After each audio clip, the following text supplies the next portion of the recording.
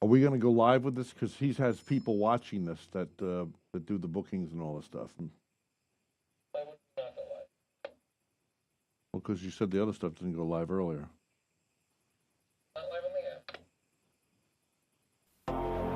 Rhett Palmer, the mayor of the airwaves, is ready to go. Talking to people you want to know. Face to face, one on one. Get the story and have some fun with Rhett Palmer. And now, the most trusted name in radio, Rhett Palmer, the mayor of the airwaves.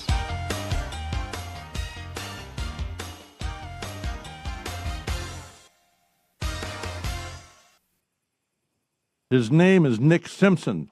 And exactly who do you work for, Nick, and what is it that you do?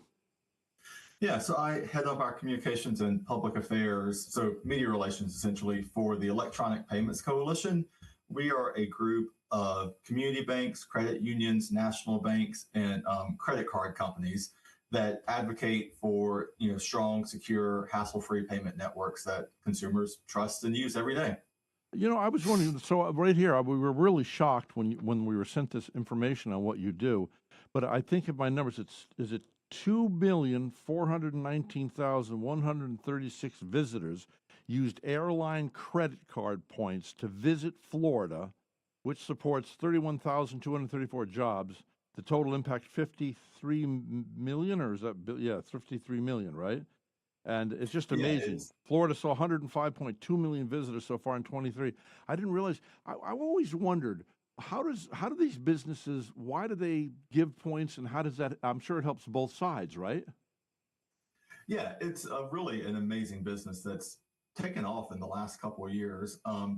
Everyone knows about the points guy and how people use credit card reward programs, but the way that this is funded is anytime that you use your credit card, there's a transaction, cost that goes on. It's called interchange, and the portion of that goes to the network to fund things like fraud protection, liability protection. If you use your credit card, there's zero fraud liability. But a portion of that also goes back to the bank that issues the credit card, and that's returned to consumers through interchange. Every year, interchange generates about $100 billion in revenue, and about 80 to 85 billion of that's given back to consumers through reward programs. And it's not just travel. It's anything from cash back for your gas and groceries all the way to, booking a flight. That's amazing. I didn't realize that it's so popular, and as popular as ever, right? Yeah, it's really taken off. I think something like, 80% of all Americans have a rewards credit card in some form or fashion. They range from more of the, elite kind of fancy cards all the way down to just, your average card that your community bank or credit union issues that gives you cash back. So you are the managing director of communications and public affairs for the Electronic Payments Coalition, which supports credit unions, community banks, payment card networks, and financial institutions in a broad range of issues. Maybe you can tell us about some of those things that you do, because it's very curious, your job. Yeah, so right now, the main thing that we're doing is there's a piece of legislation in Congress. It's introduced by two senators, Roger Marshall from Kansas and Dick Durbin from Illinois. So what they're doing is they're putting new mandates on your credit card. And what the mandates would do is they say, right now your Visa card runs on the Visa network, your MasterCard's on the MasterCard network, and Visa and MasterCard control that entire network. So they can tell if there's any fraudulent activity and alert you. You get the alerts when there's something on your card.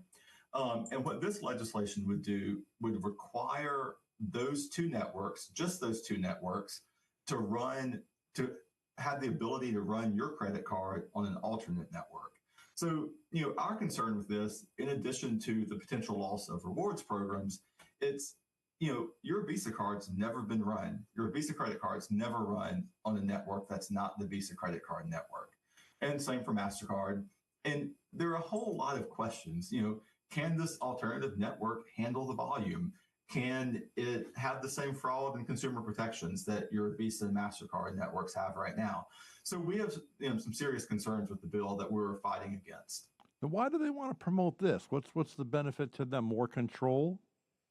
So they're calling it the Credit Card Competition Act. And, I don't know about where you're from, but for me, a government mandate doesn't really sound like competition. But that's what they're calling it. And they think that by introducing this alternative network, it's going to lower the price of processing credit card payments. And it's unclear if that's the case. We have some studies. The University of Miami, for example, their Department of Finance, they did a study and found that there could be some potential savings for businesses, but those would all mostly go to businesses with more than $500 billion in annual revenue. So that's not really a small business. So the big corporate mega stores are going to get to run credit cards at a cheaper price, but it's going to be riskier for consumers, and small businesses really aren't going to get a whole lot out of this.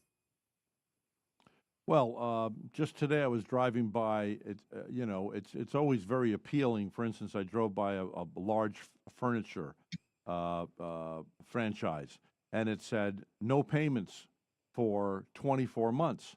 Well, that's very appealing, because then if you start making payments and you can pay that off in 24 months, you have your new furniture using someone else's money.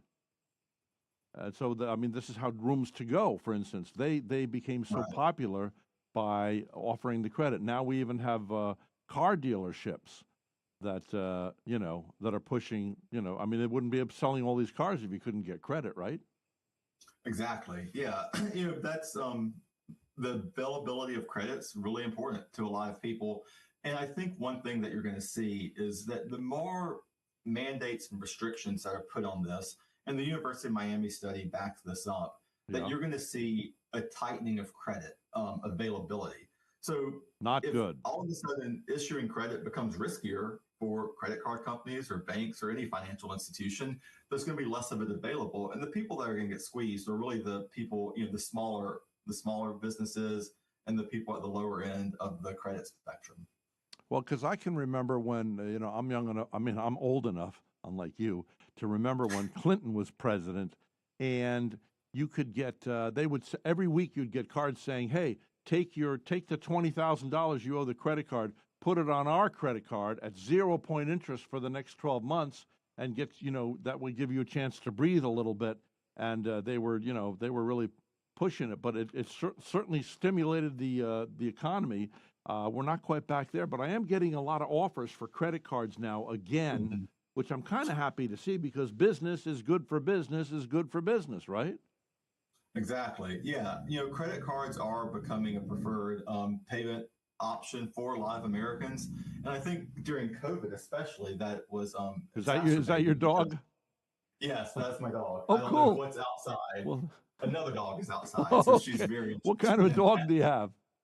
Oh, there she She goes. is a Bernese Mountain Dog Poodle mix. Wonderful. She's 9 months old, about 60 pounds, Oh. very sweet, but very crazy. Now, right now, Lots you of know that the perception of a white male with either a dog, flowers, or a child in his arms, his perception of being a nice person goes up 80%. So visually now, Yes. women are looking at you and they think, oh, this is an okay guy, Right. Anybody? I should do all interviews with her sitting in Yeah, this chair yeah, right now. that's right. Yeah. Yeah, why not, She right? loves credit cards. Yeah, she loves credit cards. Buys me Yeah. good food, right? Um, Right. They do buy her good food. She eats a lot of it. Yeah. But like I was saying, there is credit card popularity. Consumers like credit cards. They like it because they know that their transactions are safe. They know that they're secure. And they know that if they get hacked or there's any fraud or any disputes, the credit card company and the banks take care of it. So you're seeing credit card popularity go up. COVID, I think, drove a lot of that as people had to shop online. We're moving to a lot of people are going cashless, and there's a benefit to that. I think there's a misconception that using cash is free for the businesses, but the National Association of Convenience Stores had a study out just this week that said they spend 15 to 20 hours a week counting cash. You have to pay somebody to do that. So they're skimming, they're essentially for every dollar that you count, you're paying someone, a couple cents to count it. Wow, I mean, I would like to. I hope we can have another interview in the future because this is our first time you being on the show, and a lot of things are going through my head, and I'd like to do some more research because I think this is a very interesting. Your job is very interesting, and like it says right here, 2,419,136 visitors used airline credit cards. The other Hmm. night, a friend of mine brought us the other day. I mean, brought lunch to the studio here, and he said, "Oh, it's okay. I put it all. It's all using credit card points." Um, I guess I just wondered I always wondered how that works. Why are the airlines willing to give you points? It helps both sides, right? It stimulates business.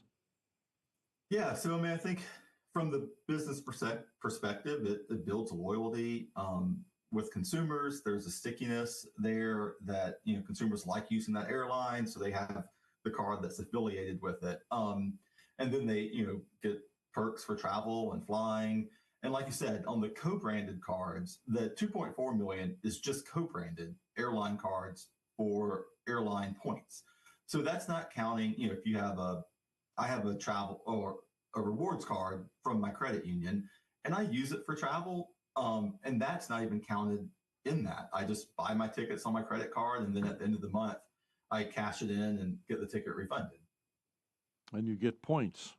Yeah, and Um, actually, cash back is the number one reward that people use. About 2/3 of rewards users use cash back. And a lot of them, we've done some studies, a lot of them use it for travel as well. So it might be cash back, but you're using it to put gas in your rental car when you get to the destination, or you're using it to buy food or groceries. And I think there's a misconception, I think, that a lot of these reward cards are just for rich people to take fancy trips to, over to Europe or someplace to get lounge access. But really, Americans of all incomes use reward cards. 75% of Floridians of all incomes have a reward card. So I think that's the part that people kind of overlook a lot and think it's just for the rich people. But really, everyone uses them to make ends meet. We did a study around the holidays, and more than half of people with incomes less than $50,000 were using cash back rewards to buy presents or more expensive groceries because it's the holidays. So you're feeding extended family instead of just your regular family. So it benefits everyone. So we have listeners and viewers now, and I know you've had a history with many senators. You've been up on Capitol Hill. What can my listeners do to make sure that we don't allow the government come in and take control of this with this third thing they want to do here? Yeah, so we have two websites. We have handsoffmyrewards.com, and Hands then we o- also hands have, handsoffmyrewards.com. That's good. yeah, and then protectustourism.com. And both of those have an ability on there that you can send a letter to your congressmen and your senators about the legislation. Well, for average working people, sometimes you can get in a valley of life and you're in a desperate situation and maybe you need to step away from everything. And thank God for a credit card when you say, well, we can't really afford this right now, but guess what? We can use this. Let's go to Florida for a couple of days, or let's go to Alaska on a cruise for a week, or whatever. And Yeah, exactly. And one of our member companies, Chase, just partnered with the Make a Wish Foundation to donate reward points for airline tickets for Make a Wish families. And you see a lot of times, like Wounded Warriors and things, they will also allow you to donate your reward points. So it's more, there's a charitable aspect of it there as well too. well, wonderful. So again, that website is. It's handsoffmyrewards.com and protectustourism.com. Visitors directly spend 52.3 billion. 49.6 billion was generated downstream. Florida's tourism industry was responsible for 137.4 million visitors. 137 million visitors in 2022. That's amazing. All right, well, Yeah, listen. and the stat that I like is because of travel tourism, Floridians pay about $1,500 less in taxes every year because those tourisms, they have, the hotel and lodging tax that they, or the fee that they pay, the restaurant and, beverage tax that a lot of tourists pay. So it's actually reducing the tax burden by promoting travel. Well, that's wonderful. That's a savings at least $1,500 for every home family. That's a lot of groceries. Yeah, it is. All right. Well, thank you very much. Is there anything else that I was remiss in asking you you'd like to discuss today? No, I think that's great. I think we covered everything. Thanks for having me on the show, and have a great Easter. Yeah, happy Easter to you, Nick. And where are you geographically right now? Are you in Tallahassee or are you up in Washington? I am outside of DC in Maryland. Oh, okay. Yeah, I'm originally from Mississippi, though, so I'm very familiar with the Florida beaches. Oh, great. Yeah, yeah. Well, thank you very much. God bless you. Have a happy Easter, and I hope you'll come back and visit us again soon.